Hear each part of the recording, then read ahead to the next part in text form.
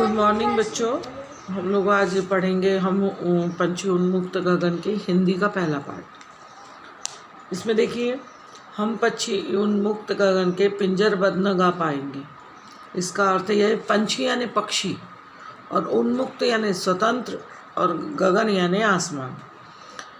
पक्षी अपने बारे में बताना चाहते, पक्षी कहना चाहते हैं कि वह इस स्वतंत्र आकाश में उड़ना चाहते हैं, इसलिए वो पिंजरे में बंद होकर रहना नहीं चाहते। पिंजरबद्ध मतलब पिंजरे में बंद होकर नहीं रहना चाहते। वो कहना चाह रहे हैं कि कनक तीलियों से टकराकर, कनक मीन्स सोने की तीलियाँ यानी जो पिंजरों में पतली पतली रॉडें लगी रहती हैं, उसको कहा जाता है। तो यहाँ पर पंछी अर्थात पक्षी कहना चाह रहे हैं कि हम सोने रूपी पिंजरे में नहीं रहना चाहते, क्योंकि उसकी तीलियों से टकरा कर हमारे सुंदर पंख टूट जाएंगे। खुशी वाले पुलकित यानी खुशी खुशी, जब हम आकाश में उड़ते हैं तो हम बहुत खुश होते हैं, हमारे पंखों में स्फूर्ति भरी रहती है, वो सब नष्ट हो जाएगी। हम बहता जल पीने वाले मर जाएंगे भूखे प्यासे। क्या कहना चाह रहे हैं? वो कहते हैं कि हम बहता जल पीने वाले हैं, हम एक जगह से दूसरी जगह पर उड़ने वाले हैं, नदियों से पानी पीने वाले हैं, हम भूखे और प्यासे मर जाएंगे। यदि हम पिंजरे में रहेंगे तो हम भूखे प्यासे मर जाएंगे। कहीं भली ये कटुक निबोरी कनक मद कटोरी की मैदा से। वे कहते हैं कि इससे अच्छा तो हमें वह कड़वी कड़वी निबोरी अच्छी लगती है जो नीम के पेड़ पर लगी रहती है। हम पिंजरे के अंदर रहकर सोने के कटोरी में रखा हुआ मैदा नहीं खाएंगे। स्वर्ण श्रृंखला के बंधन में अपनी गति उड़ान सब भूले।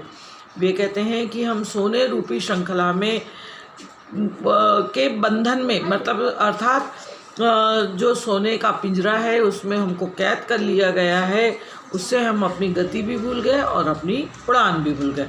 हम बस सपनों में देख रहे हैं तरु की फुनगी पर के झूले, अर्थात हमें ये सपना दिखाई देता है, या हमारे लिए सपना हो गया है कि हम पौधे के ऊपरी भाग पर, फुनगी यानी जो पौधे की जो डाली रहती है उसका ऊपरी भाग रहता है, उसको फुनगी कहा जाता है, उस पर हम बैठकर झूला झूले।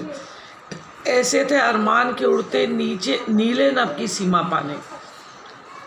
पक्षी ये सोच रहे हैं कि हमारे ऐसे अरमान थे कि हम नीली नभ यानी आकाश, उड़ते उड़ते, अरमान यानी इच्छा, हमारी इच्छा ऐसी है कि हम नभ में उड़ते उड़ते नभ की सीमा को ढूंढते, इधर से उधर आकाश में घूमते रहते। लाल किरण सी चोंच खोल चुगते तारक अनार के दाने, और हम अपनी लाल सूर्य की किरणें सुबह सुबह गिरती और उसकी लाल लाल किरणों में हम अपनी चोंच खोलकर अनार के दानों को, लाल अनार के दानों को चुगते, अर्थात इस पेड़ से उस पेड़ पर जाकर अनार के दानों को चुगते। होती सीमाहीन क्षितिज से इन पंखों की होड़ा होड़ी। अब सीमाहीन यानी जिसकी कोई सीमा नहीं, और क्षितिज जहाँ पे धरती और आकाश मिलता हुआ दिखाई देता है। तो पक्षी यहाँ पे अपनी इच्छा प्रकट कर रहे हैं कि यदि हम पिंजरे में कैद नहीं होते तो हम सीमाहीन, अर्थात जिसकी कोई सीमा नहीं है, ऐसी धरती और आकाश के मिलने वाली जगह पर हमारे और भी साथियों के साथ हमारी होड़ लग जाती, हमारी शर्त लग जाती, हमारे पंखों की आपस में शर्त लग जाती कि कौन कितने तेज़ी से दौड़ सकता है, या तो कौन कितनी तेज़ी से उड़ सकता है, या तो क्षितिज मिल बन जाता है या तंती सांसों की डोरी। और यहाँ पे वो कहना चाह रहे हैं कि वो क्षितिज अर्थात वही स्थान जहाँ पे सूर्य और जहाँ पे धरती और आकाश मिलते हुए दिखाई देते हैं, या तो वहाँ पे सब जाकर मिल जाते, या फिर तंती सांसों की डोरी, अर्थात हमारे प्राण नहीं रहते, हम थक जाते या हमें मृत्यु आ जाती। नीड़ न दो चाहे टहनी का आश्रय छिन्न भिन्न कर डालो, लेकिन पंख दिए हैं तो आकुल उड़ान में विघ्न न डालो। वो कहते हैं कि भले ही हमें नीड़ का मतलब होता है घोंसला, और टहनी का मतलब होता है पेड़ की डाली।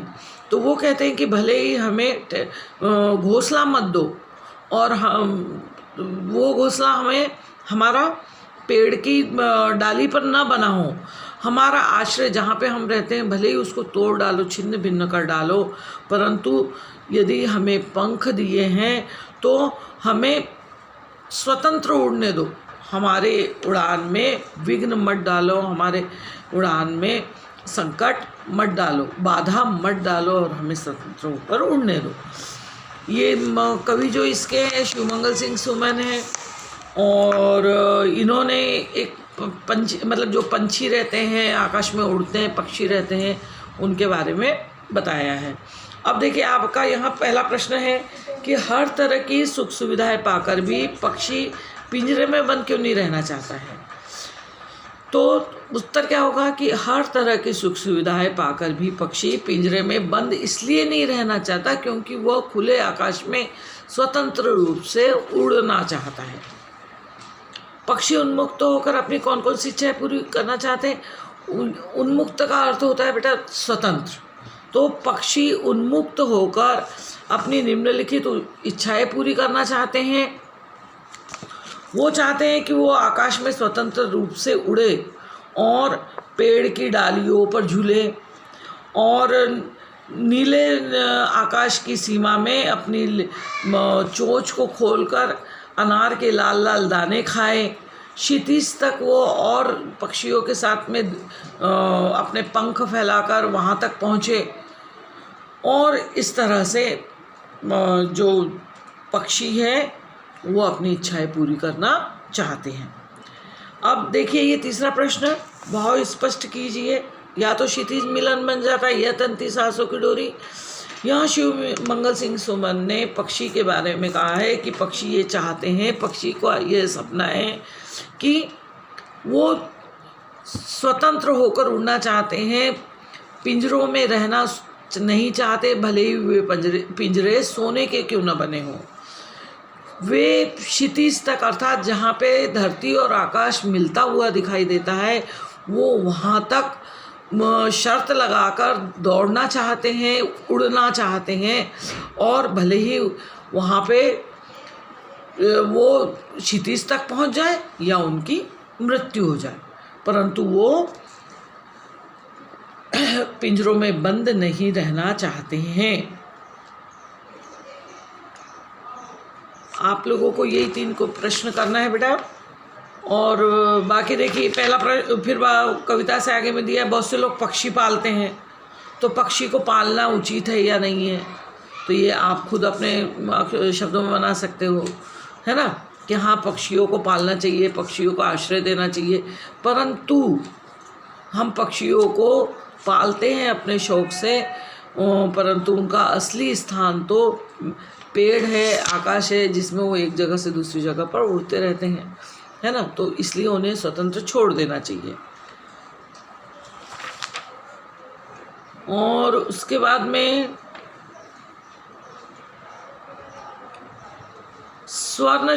ये भाषा की बात है। देखिए तो स्वर्ण श्रृंखला और लाल किरण सी में रेखांकित शब्द गुणवाचक विशेषण है, तो हमें इस तरह के 3 उदाहरण लिखना है ना, सोने की श्रृंखला और लाल किरण सी। तो इस तरह के हम इसमें से ढूंढेंगे।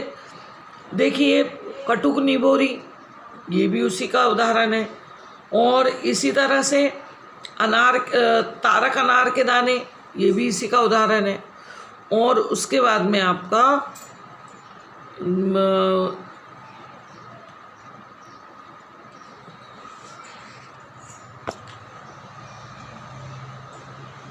कनक तीलिया, ये भी गुणवाचक विशेषण है।